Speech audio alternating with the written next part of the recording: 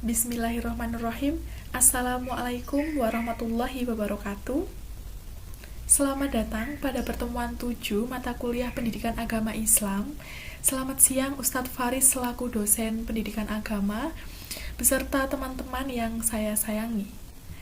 Di sini kami dari kelompok 4 akan membahas materi tentang akhlak Islam dan peranannya dalam pembinaan masyarakat. Anggota dari kelompok 4 ada saya sendiri yaitu Alfreda Luis Islame dan rekan saya yaitu Amir Khairuddin, Dinda Aisyah Bella, Halimatus Mizar, dan Nuria Mulyani. Kompetensi dasar yaitu mahasiswa diharapkan dapat memahami konsep akhlak, mampu menganalisis langkah pembentukan dan dampak akhlak terhadap kehidupan, serta mengambil keputusan secara bertanggung jawab yang didasarkan atas akhlakul karimah. Peta konsep pada bab 6 kali ini yang pertama ada pengertian etika, moral, dan akhlak yang akan dibahas oleh Amir. Yang kedua ada kedudukan dan ruang lingkup yang akan dibahas oleh Dinda Aisyah Bella. Lanjutnya ada proses pembentukan akhlak yang akan dibahas oleh Halimatus. Dan yang terakhir ada aktualisasi akhlak yang dibahas oleh Nuria. Yang pertama, pengertian etika, moral, dan akhlak. Secara bahasa, etika berasal dari kata ethos, yang artinya kebiasaan dan cara berpikir. Sedangkan secara terminologi, etika adalah filsafat moral, yaitu studi tentang sifat dasar dan konsep baik buruk dan salah. Moral berasal dari kata mores, atau jamak dari kata mos yang berarti adat kebiasaan. Moral merupakan istilah yang digunakan untuk memberi batasan terhadap aktivitas manusia berdasarkan nilai baik atau buruk. Persamaan etika dan moral itu adalah etika dan moral memiliki objek yang sama, yaitu membahas perbuatan manusia dari aspek nilai baik atau buruknya. Namun, perbedaan etika dan moral yakni etika menentukan nilai baik buruk perbuatan manusia dengan menggunakan standar akal pikiran atau rasio, sedangkan standar moral adalah norma atau aturan yang tumbuh dan berkembang di masyarakat. Kemudian, akhlak ialah sifat yang tertanam dalam jiwa yang menimbulkan bermacam-macam perbuatan dengan mudah tanpa memerlukan pertimbangan dan pemikiran. Ini menurut kitab Ihya Ulumuddin karangan Al-Ghazali. Akhlak bersumber dari Al-Quran dan hadis, jika moral bersumber dari kebudayaan yang dilandasi oleh hasil pemikiran manusia. Kemudian, objek akhlak adalah benar salah, hak dan batil, serta ma'ruf dan munkar. Sedangkan etika dan moral hanya baik dan buruk di mana tidak selalu sama dengan akhlak. Cakupan akhlak berlaku umum dan universal, tidak terikat waktu dan tempat. Namun jika etika dan moral terikat oleh waktu dan tempat serta adat kebiasaan yang berlaku pada tempat tersebut. Selanjutnya adalah kedudukan dan ruang lingkup akhlak. Kedudukan akhlak ini sebagai pondasi dasar karakter diri manusia. Akhlaklah yang membedakan manusia dengan makhluk ciptaan Allah yang lain.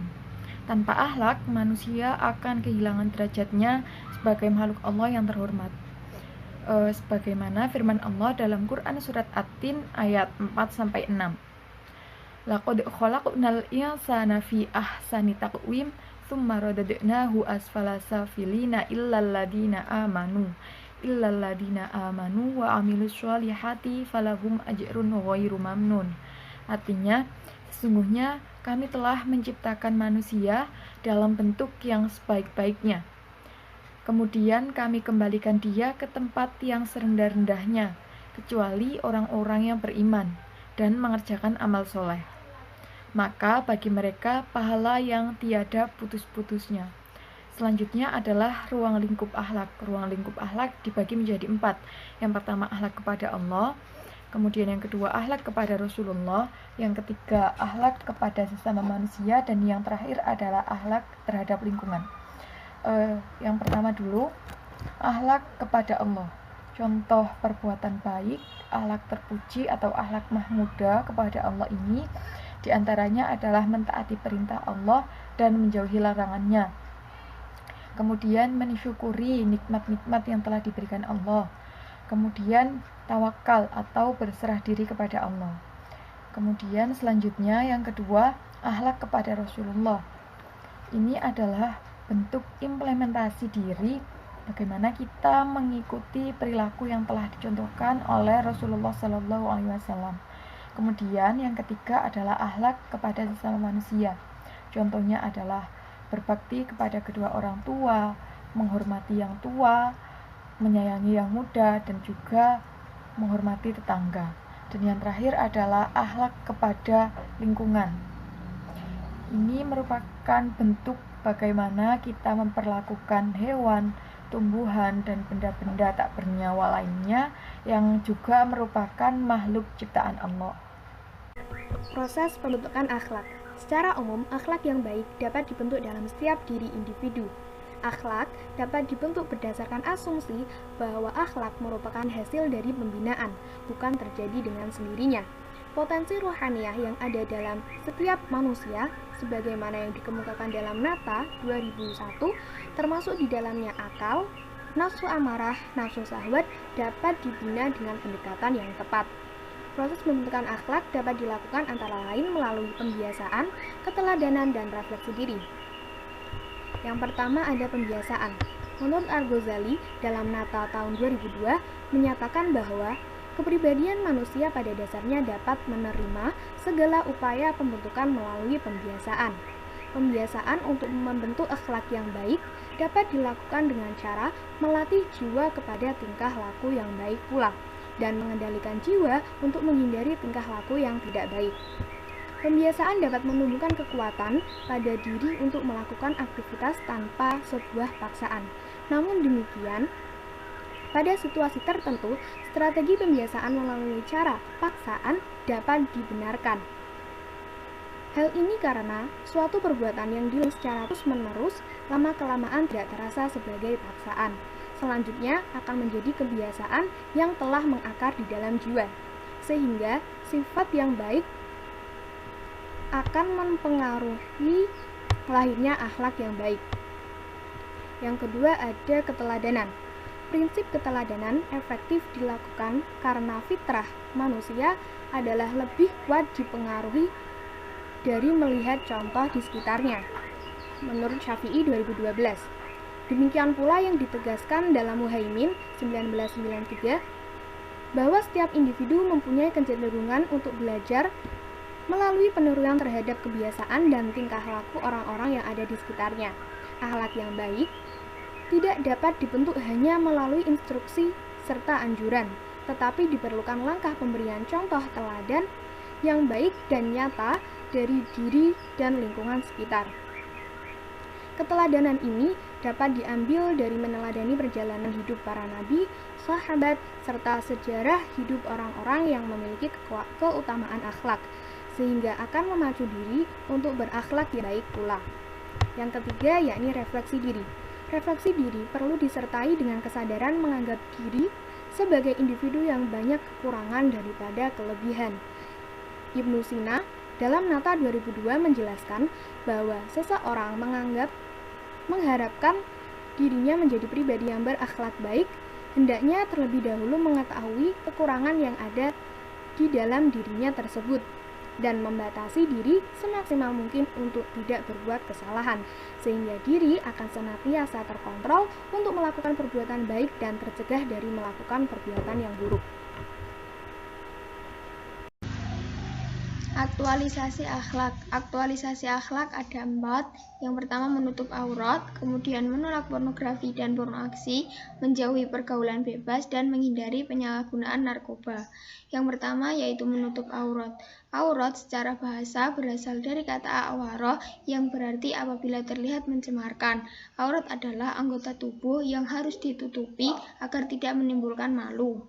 Aurat perempuan dan laki-laki berbeda. Untuk batasan aurat perempuan sesuai dengan siapa dia berhadapan. Ketika dia berhadapan dengan Allah atau ketika sedang sholat, maka auratnya yaitu seluruh tubuh kecuali wajah dan telapak tangan. Ketika dia berhadapan dengan mahram, ada 2 pendapat. Yang pertama yaitu menurut ulama Syafi'iyah dan yang kedua menurut ulama Malikiyah. Menurut ulama Syafi'iyah, auratnya yaitu antara pusar dan lutut. Sedangkan menurut ulama Malikiyah yaitu seluruh tubuh kecuali kepala, wajah, leher, dan kedua kaki. Kemudian untuk batasan auratnya ketika berhadapan dengan selain mahram yaitu seluruh tubuh kecuali wajah, telapak tangan, dan telapak kaki. Sesuai dengan Quran Surah Al-Ahzab ayat 59. Kemudian untuk batasan dari aurat laki-laki yaitu menurut Imam Syafi'i, Hambali, dan Hanafi yaitu antara pusar dan lutut. Sedangkan menurut Imam Maliki ada 2 yaitu aurat berat dan aurat ringan. Aurat berat merupakan kubul dan dubur, sedangkan aurat ringan yaitu selain kedua anggota tersebut. Selanjutnya yaitu menolak pornografi dan pornoaksi. Pornografi yaitu tulisan ataupun gambaran yang sengaja dibuat dengan tujuan membangkitkan syahwat. Pornografi dapat menjerumuskan seseorang dalam zina. Larangan pornografi dan pornoaksi dalam Islam terdapat dalam Quran Surah An-Nur ayat 30-31. Dan orang itu yang kecanduan pornografi, hormonnya akan terpakai terus-menerus dan sel otak yang memproduksi dopamin akan mengecil dan dapat menimbulkan adanya gangguan konsentrasi dalam belajar dan juga memori seseorang. Yang ketiga yaitu menjauhi pergaulan bebas. Pergaulan bebas sendiri adalah pergaulan yang lepas kendali dan tidak mengindahkan norma-norma agama. Pergaulan bebas dapat juga membuat seseorang tertular HIV ataupun AIDS. Menjauhi pergaulan bebas terdapat dalam Quran Surah Al-Isra ayat 32 yang berisi tentang larangan untuk mendekati zina apalagi melakukannya. Kemudian yang keempat yaitu menghindari penyalahgunaan narkoba. Narkoba merupakan singkatan dari narkotika dan obat berbahaya. Narkotika sendiri yaitu zat ataupun obat yang terbuat dari tanaman sintesis maupun semi-sintetis yang dapat menghilangkan rasa sakit, rangsangan semangat, dan juga kecanduan. Penyalahgunaan narkoba dapat menimbulkan dampak negatif bagi tubuh seperti gangguan saraf yaitu halusinasi, gangguan paru-paru yaitu sesak napas, gangguan kulit seperti alergi, dan gangguan jantung serta pembuluh darah seperti gangguan peredaran darah. Kemudian jika overdosis dapat menimbulkan kematian. Kemudian untuk gangguan psikisnya, seseorang tersebut mudah menghayal, suka menghayal, dia apatis, kehilangan percaya diri, merasa tertekan, dan merasa tidak aman, serta suka menyakiti diri sendiri. Narkoba sendiri ada beberapa jenis seperti morfin, kokain, opium, dan ganja. Menurut para ulama, narkoba digolongkan sama halnya dengan zat yang memabukkan sehingga dihukumi haram sesuai dalam Quran surah